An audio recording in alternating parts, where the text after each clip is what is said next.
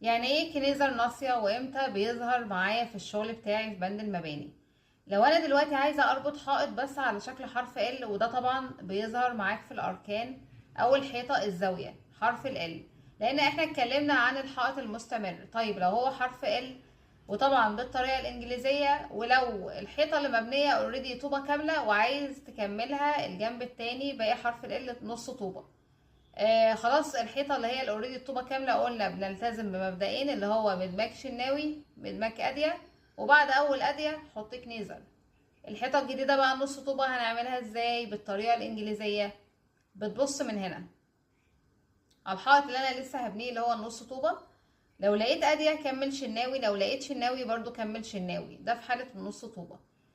طبعا هنيجي بعد ما ترص وتيجي تعمل تاني مدماج هتلاقي ان في منطقة الالتقاء، هيتقابل اللي هو العرموس مع العرموس، هيبقى في منطقة ضعف في اللي هو جزء الالتقاء اللي هو جزء حرف ال من هنا. طبعا انا كنت حاطه كنيزر لان انا عندي مبدأ بعد اول ادي احط كنيزر، هنلاقي الكنيزر ده عمل لي منطقة ضعف هنا في منطقة الالتقاء، ودي طبعا هيبقى فيه شروخ وكده الحائط ممكن تقع معايا. بنعالج بقى المشكلة دي ازاي؟ عن طريق الكنيزر الناصية اللي بنقول عنه.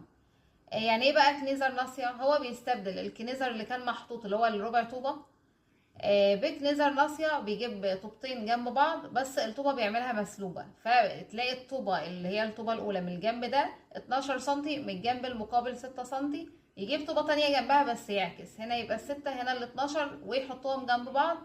فدي كده طبعا بتبقى أقوى بكتير من الجزء الكنيزر، وفي نفس الوقت بيخلي ما يبقاش فيه اللي هو المونة يكون فوق بعض، لأن ده مشكلتي لو في مونة فوق بعض في نفس الخط اللي هو العرموس فوق العرموس، دي بتعملي منطقة ضعف وطبعا بيبقى فيه شروخ والحائط ما بتبقاش قوية.